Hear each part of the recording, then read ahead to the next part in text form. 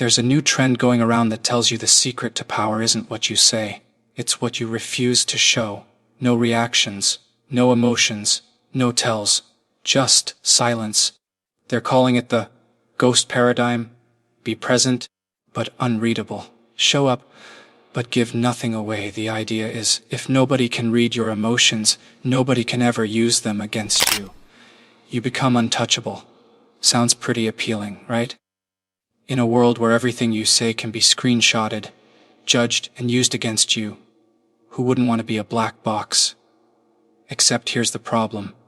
The science being used to sell you this idea is being used backwards. By the end of this video, you're going to see exactly how this trend takes something real and quietly twists it into something that's going to burn you out instead of protect you. Let's get into it. So this whole idea is built on something that's actually true. Emotional control matters. That part isn't fake.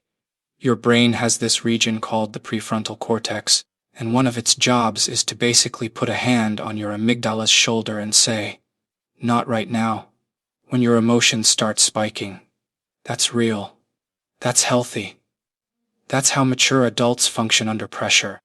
But here's where the trend takes a hard left turn. It claims that if you train hard enough, you can get so good at this that your body stops reacting altogether.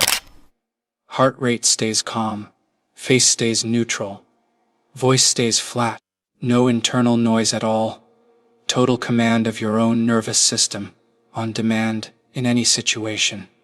And that's where it stops being psychology and starts being fantasy, because total emotional shutdown on command isn't mastery. It's not how a regulated nervous system behaves. So if your body's still reacting under all that, where's it actually going? Here's the part this trend conveniently skips over. There's a massive difference between processing an emotion and suppressing one. And the entire ghost lifestyle is built on confusing the two. Processing means your brain takes in the emotional signal, makes sense of it, and moves through it. That's healthy regulation. Suppression means you're just clamping down on the outside, while the exact same internal alarm keeps screaming on the inside. And the wild part is, the research backing this trend actually proves that itself, if you read it carefully. People practicing real suppression still show elevated heart rate, still show muscle tension. Their body is in just as much distress as someone visibly panicking. They're just hiding it better. That's not free. That's expensive. You're paying a cost every single time. You just can't see the bill yet. So this trend rebrands suppression as some elite skill, gives it a cool name, and conveniently ignores what suppression actually does to a body over time. So, what does it actually do? This is where it gets genuinely concerning. Chronic suppression keeps your stress system stuck in the on position. Cortisol stays elevated. Your nervous system doesn't get the signal that the threat has passed, because you never let the threat process through in the first place. Over time, that shows up as exhaustion that doesn't go away with sleep. Increased risk for anxiety and depression, even cardiovascular strain. This isn't a guess. There is decades of research connecting chronic emotional suppression to literally worse heart health. Meanwhile, this trend is telling you that doing exactly this will make you calmer, more powerful, more in control. It's selling you the symptom and calling it the cure. But okay, let's say you actually pull this off. Let's say you do become unreadable. Won't that at least make you powerful in conversations, negotiations, conflict? This is the part that actually sounds convincing. So let's break it down properly. The trend claims that staying silent and unreactive in conflict gives you the advantage, that the other person reveals everything while you reveal nothing, and that imbalance is power. And in small, controlled doses, sure, there's something to that. Staying calm while someone else is heated genuinely can stop a conflict from escalating. That part's real, but the trend pushes this way past that point. It's not describing staying calm under pressure. It's describing total permanent emotional concealment in every interaction as a lifestyle. And here's what that actually does to the people around you long term. Relationships aren't built on one person being an information vault and the other person being fully exposed. That's not connection. That's surveillance with extra steps. The people closest to you will start to feel it, not consciously at first. Just a low-grade sense that something's off, that you're never really there, even when you're right in front of them. And eventually, they stop investing. Not because they're weak or because you won, but because nobody sticks around indefinitely to talk to a wall. So if total silence damages connection and suppression damages your body, what's actually supposed to be left standing at the end of all this? Here's the answer, and it's almost funny how far it is from what was promised. This trend frames itself as the opposite of burnout. Conserve your energy, stop leaking emotional data, become efficient. But chronic suppression is one of the most well-documented predictors of burnout that exists.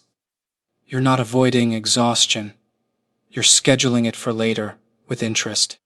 And on the far end of this spectrum, if you push hard enough, long enough, you don't end up powerful. You end up flat, genuinely flat, where there's no longer a controlled mask hiding emotion underneath, because there's barely anything left underneath to hide. That's not a power state. That's one of the markers of serious depressive presentation. So this entire trend has the cause and effect completely backwards. It's not master your emotions and silence will follow. It's force enough silence and you'll eventually damage your ability to feel anything at all. So if total silence isn't actually the power move it's sold as, what is? Real emotional regulation, the kind that actually works, looks almost nothing like what this trend is selling. It's not about having zero reaction. It's about having a brief, honest reaction, processing it quickly, and choosing your response on purpose instead of on impulse. That's it. That's the entire skill. Staying calm in a tense meeting isn't about feeling nothing. It's about feeling the spike and not handing it the steering wheel. And socially, the version of unrateable that actually works long-term isn't a flat, expressionless wall. It's someone who's simply not reactive, who can hear something difficult without immediately spiraling, but who still shows up as an actual human being the rest of the time. That version doesn't burn you out. It doesn't quietly poison your relationships. And it definitely doesn't require you to train your face into the same blank stare practiced by people who are clinically in genuine emotional crisis. So now you know the real story. Emotional control is real and valuable. But becoming a ghost isn't control.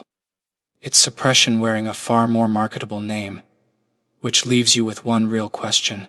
If permanent silence isn't the answer, what does someone do instead?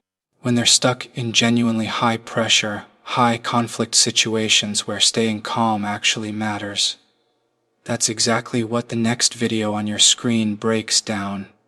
The real, research-backed version of staying composed under pressure without quietly wrecking your own nervous system in the process. Click that next. Because there's a massive difference between looking calm and actually being okay.